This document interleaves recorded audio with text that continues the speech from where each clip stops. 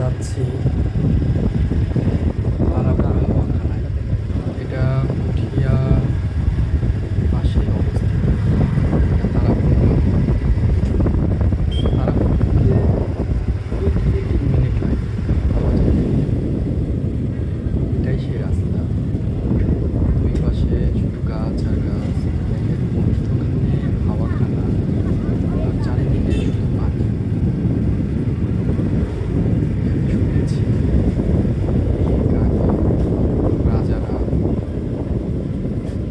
অবসর সময় কাটাতে আসতো নির্জনে। হাওয়াখানা যাওয়ার এই দিক দিয়ে একটা রাস্তা আছে, দুই পুকুরের মিডিল দিয়ে। দুই পাশে কলার গাছ। ওইদিকেও না ক্লিয়ার লিখছি তো বলছি ছিল না। সরকারি উদ্যোগে এখন এই রাস্তাটাও বানানো হয়েছে এবং রাস্তা মানে যেন মাঝে মধ্যে ভেঙে লং না ভিডিও যায়, দেওয়া লাগে। সাইডে মানে এটা হচ্ছে লং তারা ভিডিও। ইটের গাঁথনি দিয়ে দিচ্ছে। রাস্তাটা হ্যাঁ, দেখেন রাস্তাটা। ডনকে পাকড়াও। প্রবেশ সামনেই হাওয়াখানা দেখতে পাচ্ছেন আপনারা অনেকটাই। ভিডিও চলবে। এদিকে হ্যাঁ। দিকে বন্ধুরা, আজকে আপনাদেরকে ঐতিহ্যবাহী একটি স্থান দেখাবো, যেটার নাম হচ্ছে তারাপুর হাওয়াখানা। আসেন, এটাই সে আমাদের হাওয়াখানা। এটা রাজশাহী জেলার পুঠিয়া থানার তারাপুর গ্রামে অবস্থিত। এই তারাপুর হাওয়াখানা, যেটা অনেক দিন আগে আমরা পেশ করেছিলাম, ছবি দিই, কিন্তু আজকে আপনাদেরকে আমরা ভিডিও দেখাবো। দেখেন এই কাজগুলো কত নিপুণভাবে করছিল সেই আমলেই।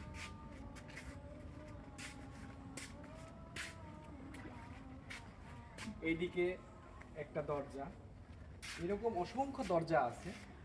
দেখেন এই সাইডটাতে অনেক বড়, যেটা আমরা বলি দিঘি। দুই সাইডে হাওয়াখানার দুই সাইডে শুধু দিঘি। আর রাজারা আসতো নৌকায় চড়ে, এসে এখানে হাওয়া খেতে আসতো। এপারে রেড লিলি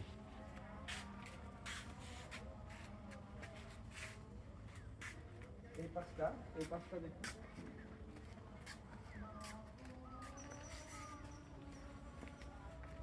আসুন।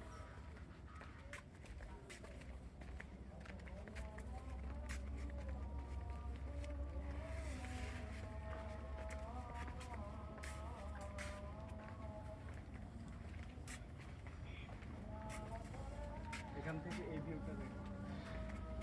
এখন দেখাবো আপনাকে হাওয়াখানার উত্তর সাইডটা।